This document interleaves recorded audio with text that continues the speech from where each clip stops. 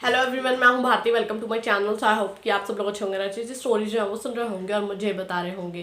तो आज इस वीडियो में आप लोगों के साथ पॉकेट एफएम की एक नॉवल का जो रिव्यू है वो शेयर करने वाली हूँ। बात की जाए इस नॉवल की तो भाई इसे मैंने पिक किया है ट्रेंडिंग नॉवल्स के लिस्ट से। और इसमें सबसे बड़ी चीज़ ये है कि भाई ये पुरानी नॉवल है, मतलब ये कह लो कि इसके काफ़ी सारे चैप्टर्स हैं। ठीक है, तो मतलब मेरी भी अगर बात की जाए तो मैंने भी इसको इतना पढ़ लिया है जहाँ पर आगे पढ़ने के लिए मैं ये सोच रही थी यार कुछ गड़बड़ ना हो जाए। तो मैं बताऊंगी आप लोगों को क्या सीन है, बट इसको ना मैं सबको रेकमेंड करूंगी, पहले ये चीज़ बोल रही हूँ।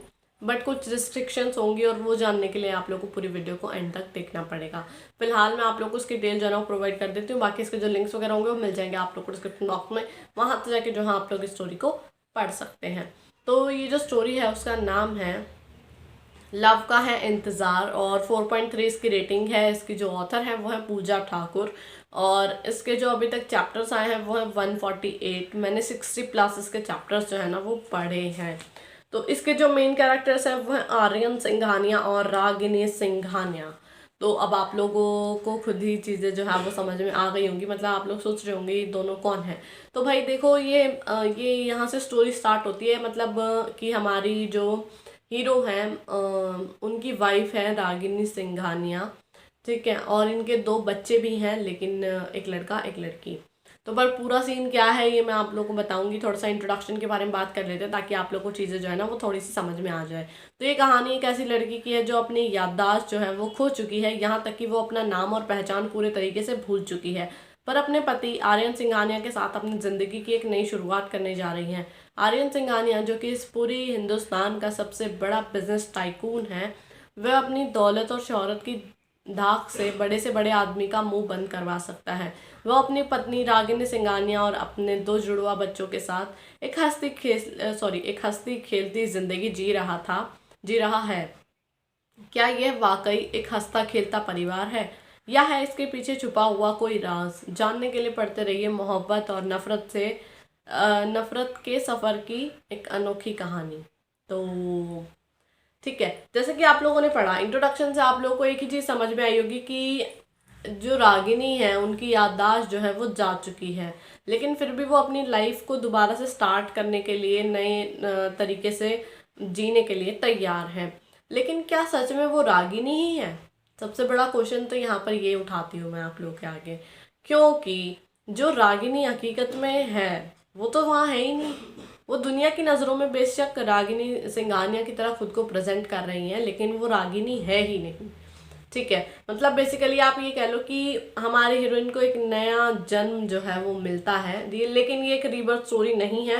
कहीं आप लोग सोचो कि ये कोई रीबर्थ स्टोरी है, नहीं, बिल्कुल भी नहीं। बल्कि जो रागिनी सिंघानिया बनकर अब दुनिया के सामने प्रेजेंट हुई हैं, उनकी रियल आइडेंटिटी क्या है, इन सब के बारे में तो आप लोग को बाद में ही पता चलेगा। ठीक है, और वो जब चीज़ें खुलकर आएंगी और रागिनी को जब इन सब चीज़ों के बारे में पता चलेगा तो उसका क्या रिएक्शन होने वाला है, और तो और असली रागिनी सिंघानिया है कहाँ। ठीक है, क्योंकि देखो सबसे बड़ी चीज़ तो मैंने ही आप लोगों को बता दी कि वो जो लड़की है वो रागिनी है ही नहीं हकीकत में। तो अब उसकी याददाश्त जा चुकी है, तो क्या आर्यन ने उसका फ़ायदा उठाया और उसे अपनी वाइफ की तरह प्रेजेंट कर दिया? तो रागिनी है कहाँ? और सबसे बड़ी बात, जो वो हंसता खेलता परिवार है, क्या वो सच में हंसता खेलता था? नहीं, जब तक रागिनी उनकी लाइफ में थी तब तक वो हंसता खेलता परिवार नहीं था।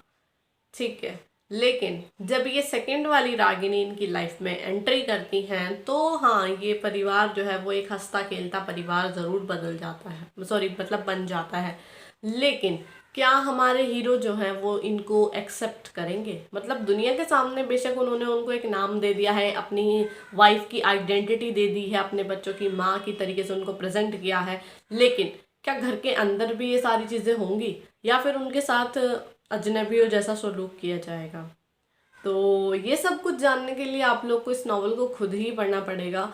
बट मैं कह रही हूँ बहुत अच्छी नॉवल है, आप लोग डेफिनेटली जाके उसको पढ़ना। मुझे बहुत पसंद आई, बल्कि आगे मैंने सिर्फ इस वजह से ही नहीं पढ़ा क्योंकि इनकी रियल आइडेंटिटी जो है वो आगे चल के रिवील होने वाली थी। तो इनके जो फैमिली मूवमेंट्स थे ना, वो मेरे को बस उनसे बहुत ज़्यादा अटैचमेंट थी। ठीक है, इस वजह से जब उसकी आइडेंटिटी मतलब ये कह लो जो फेक रागिनी इनकी लाइफ में है उनकी आइडेंटिटी जब रिवील होने वाली थी तब मुझे लगा कि यार कहीं कुछ गड़बड़ ना हो जाए, कहीं वो उनको छोड़कर ना चली जाए।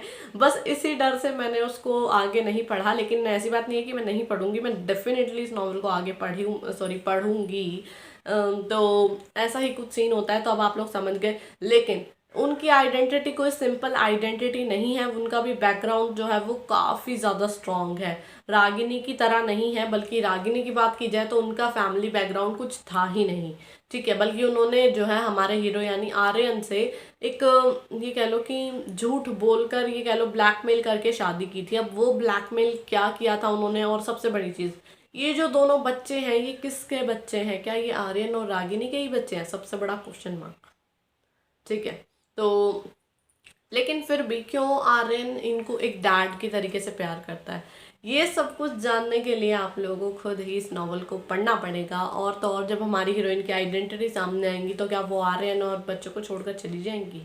और तो और उनके साथ ऐसा क्या हुआ था जो उनकी हालत इतनी ज़्यादा बिगड़ गई कि उनकी मतलब कंडीशन ऐसी हो गई कि वो इतना सब कुछ अपने बारे में भूल गई, जिस हालात में वो मिली थी, जिस कंडीशन में वो थी। तो उनके साथ ऐसा क्या हुआ था उनकी लाइफ में?